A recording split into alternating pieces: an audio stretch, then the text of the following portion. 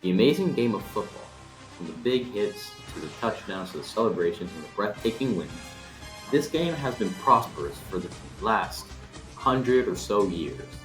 But there's one part of the game that goes under the radar: kicking. Kicking is a really big part of the National Football League and football in general. Whether you need to tie it up or go into overtime, this thing has been here if you needed it. But what exactly goes into kicking a football? Today, I will be testing out and finding out the scientific and necessary to kicking a football and hopefully coming with the best way to kick the football. So without further ado, let's do it. Here with Mr. Schnell, the physical science teacher here at Mason High School. So tell me, Mr. Schnell, what are some of the physics that go behind a kick of a football? So probably the two that I would say are probably most prevalent are forces and energy. So forces, you swing your leg to kick, it makes contact with the football, and a force is just a push or a pull, so your foot pushes on the football basically. The football has a lot smaller mass than you as a person, so it accelerates big, starts, and it flies off in the theoretically toward the other end of the field. Right. And then, so you're changing the stored up chemical energy inside your body from the food you eat and stuff into kinetic energy, which is the energy of motion. So as your foot kicks, it transfers that energy into the football and makes it go. There's also some aspects of like projectile motion and like two-dimensional motion that would go into it as well. That's cool. That's good to know. So second question is, what part of the football should the kicker make contact with to make a good kick? So I am not that familiar enough with the specifics of footballs as to like which portion, but you would want to kick it ideally the angle that you want to kick it is probably the most important. So you want to try and kick it at a 45-degree angle, assuming that you want it to go as far as possible. That angle is what will get you the most distance for your kick. So however you need to kick it to do that is probably going to be the best. If we also think about in terms of energy, probably the widest part of the football excuse me, is where you would like deform it the most and it would have the most spring back. Has to do with elastic potential energy. Right. And changing that elastic potential energy into kinetic would probably also get you the further distance. So I'd say the widest part, but more importantly, the angle that you would try and kick it at. All right. That's nice to know. And the last question I have for you is, does kicking the football with the laces towards you make it worse or better? I am not sure, but I would think I would personally think that the laces would probably make it less springy. So that if that were the case, then you would want the laces away.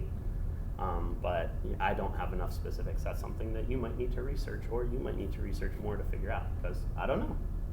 Well, thank you for your time. You're welcome. Thank you, Mr. Schnell. Now, I'm curious. After learning about the forces that go into kicking a football, it got me wondering, how do kickers train to make their kicks better? Other than the leg and the foot, which are obvious parts for kicking a football, what other body parts are important to make a great kick? What part of the foot should kickers make contact with the ball? I wonder.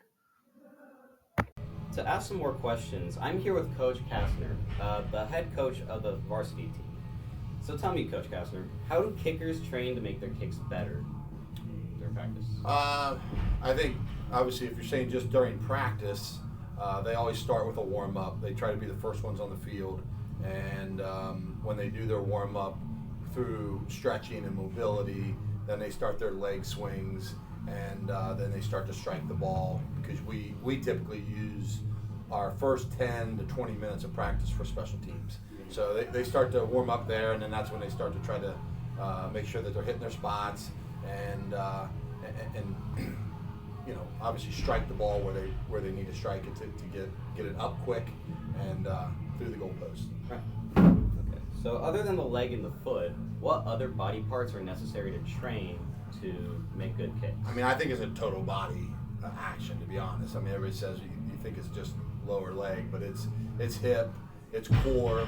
You know, it's a understanding of being strong in the upper torso as well. So I would like to say, you know, when you kick off and when you do a field goal kick, it's a total body effort.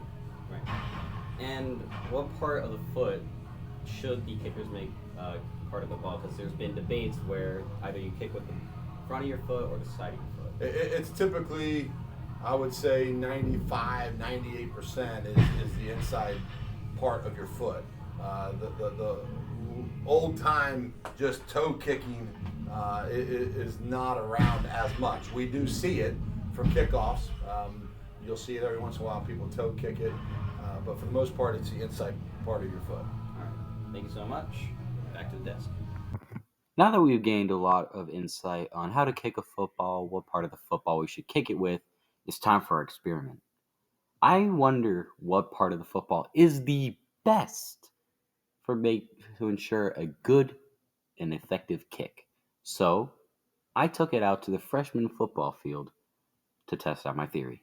To test out our theory, we came here to the freshman football field to see firsthand if our theories would work. So let's get on to it.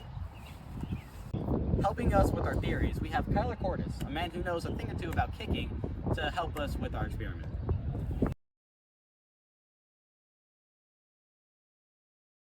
Yep.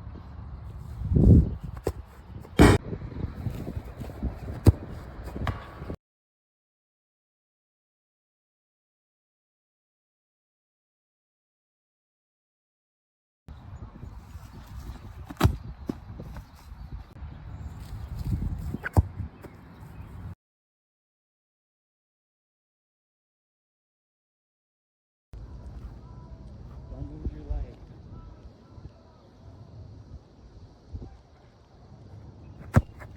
Yes! Let's go! Take like this paper football, for example. If I line it up and I hit it from the top part of the ball, it's not going to have as much power or height that it needs to get through the goalposts.